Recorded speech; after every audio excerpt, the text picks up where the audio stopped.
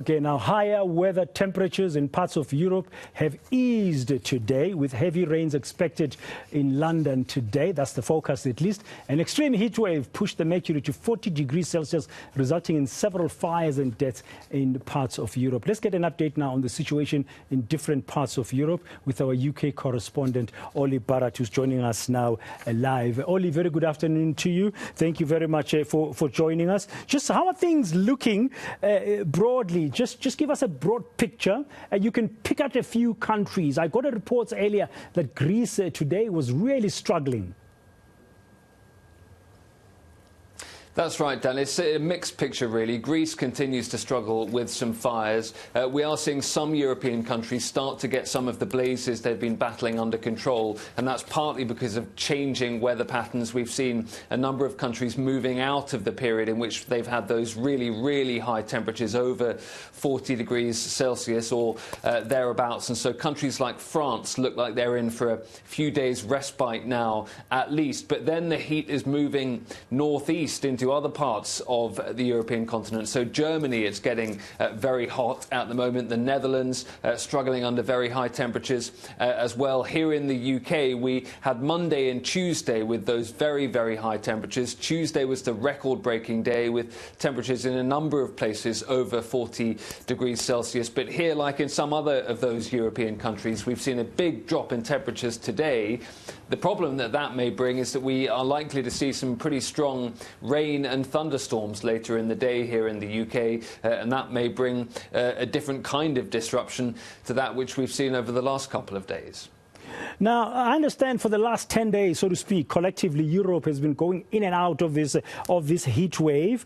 Are they increasing in frequency, Olly? I don't recall when was the last time you had such intense heat. Such intense heat and so early in the summer season. We do relatively regularly see issues like this arise on the European continent, but not normally this early in the summer, in the European summer, and not normally periods of heat that go on for this long. So that is what is really worrying officials, and they are saying that they're seeing heat waves come more often now and cause more damage. And that's the real concern going forward, is that this is only likely, many scientists say, to get worse. Now, in the UK, for example, we saw those record temperatures yesterday, really breaking the previous record by a couple of degrees, so smashing through it. It wasn't just getting over the line. It really was a very, very hot day in the UK on Tuesday. And again, here in the UK, over the last decade, we've seen several of the hottest years on record. And so scientists here certainly believe that this is something we're going to be seeing more of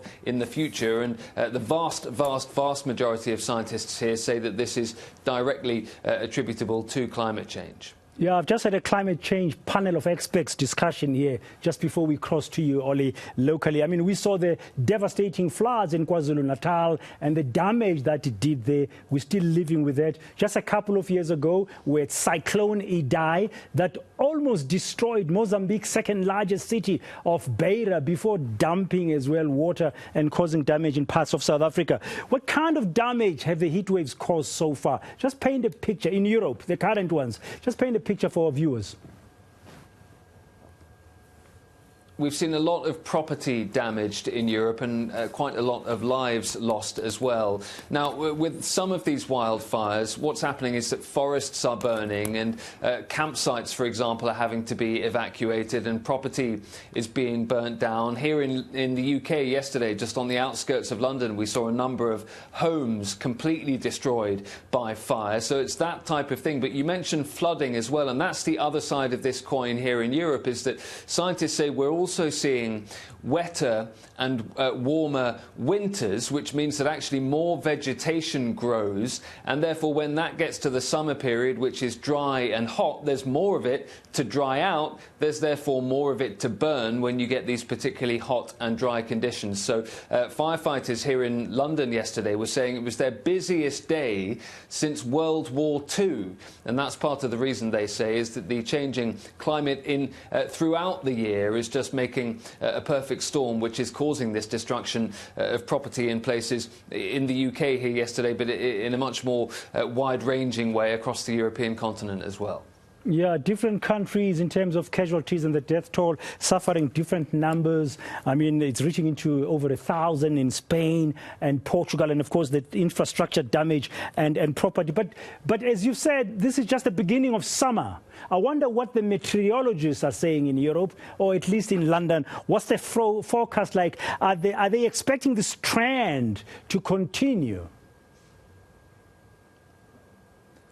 Yeah, they're still not very good at forecasting weather over the longer term, but they do believe, scientists, that we are seeing increasingly hot summers, and they therefore would say that the chances this summer are high that there will be more episodes like this. Now, I mentioned France as one example, as a country that's seeing a couple of days potentially of respite now, of lower temperatures, but the weather forecast over the next week or so suggests that they then will rise again. So there's every expectation here in Europe that we are going to see a long, hot summer, which could be very difficult indeed. And that feeds back into one of the criticisms that there has been of European governments, is that perhaps they're dealing with these episodes on an individual basis as they happen, and perhaps the critics would say not doing enough to make sure that the effects of heat waves like this can be mitigated as they come up, because as we've been discussing, they are likely to happen more often in the future, and governments are therefore coming under pressure here in Europe to be better prepared